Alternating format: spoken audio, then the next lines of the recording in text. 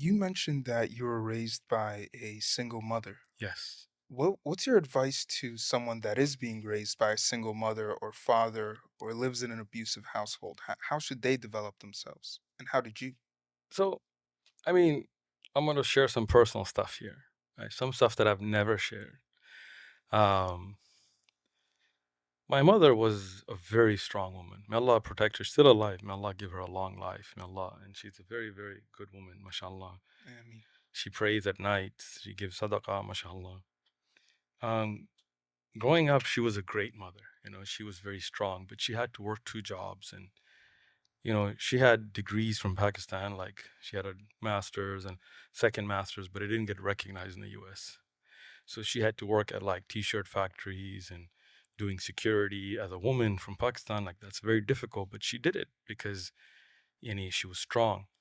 And that made me realize that life isn't easy. It's tough, and you have to toughen up. And she never complained. I never saw her cry about it. Never saw her, complain. She was just firm, and she's a great role model, right? Um, and then I had stepfathers. I mean, my stepfather that I had for like 30 years, he just passed away. May Allah have mercy on him. He was a revert. Um, but they had, I mean, he was revert, but he was challenged with a lot of things in life, like alcoholism and things like this. And he was, at times he would be drunk, and I'd have to, as a child, deal with that situation. So it's not easy, right? But who said life was going to be easy, right? There's no guarantee. This life is a test. It's supposed to be tough, right?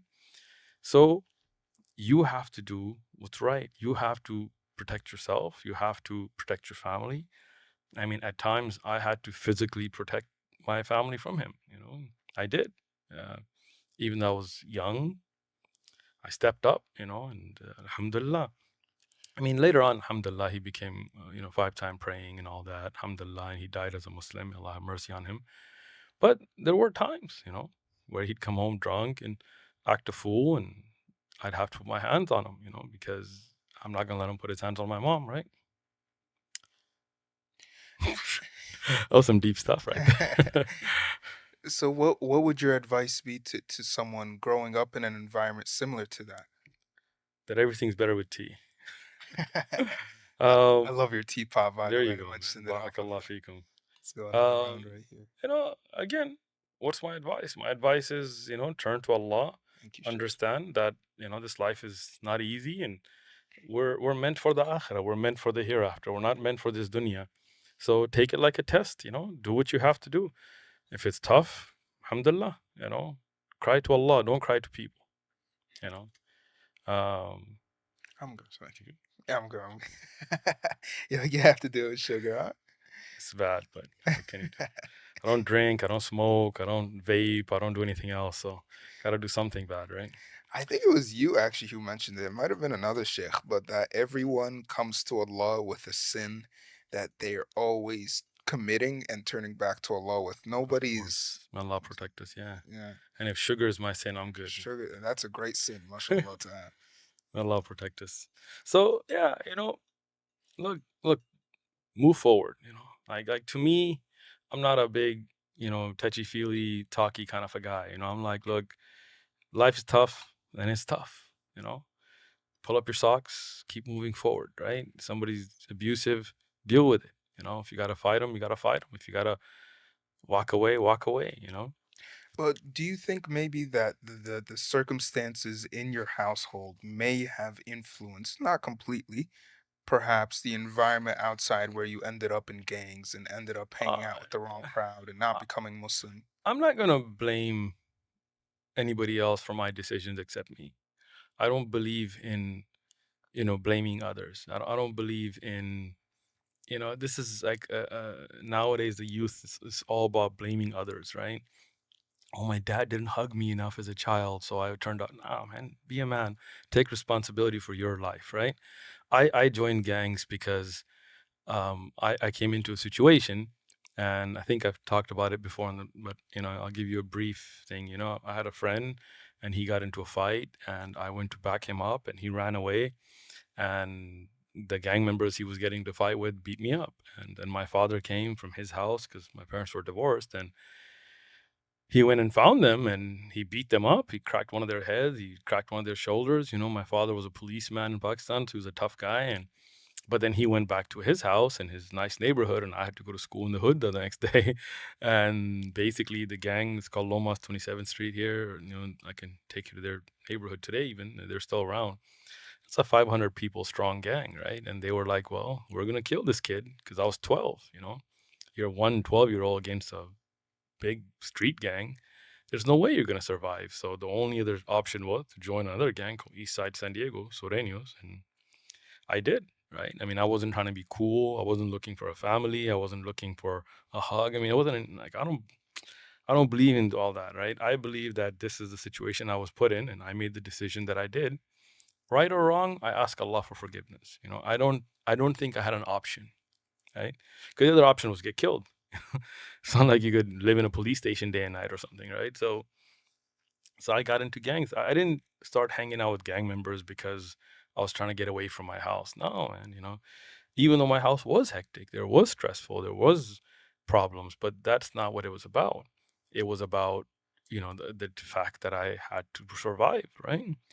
Well, what would you say to a parent or someone that has a child or relative that is out in the streets, hanging out with the wrong crowd, doing the wrong things, maybe even just taking drugs or addicted to it? Yeah. What should they do? Look, as a parent, you need to be in communication with your children first off, right? Like me, as you've seen all day with my son, we joke, we laugh, we communicate. There is a respect, but at the same time, I have always developed a relationship with my kids that is close enough. And my mother was like this with me. I mean, I have to credit her for this, where they can come to me and present any problem that they're facing with. They won't be shy about it, right? If they're like, hey, somebody's offering me drugs, they can come talk to me. And I would just calmly talk them through the next step of it. Like, okay, so you smoke weed, then what? You're going to get sick of it, right? Then you're going to go get meth, you're going to get heroin, then you're going to be out doing things for people that you don't want to be doing, putting things in places that you don't want to put because you're trying to make more money for drugs. Is that the life you want?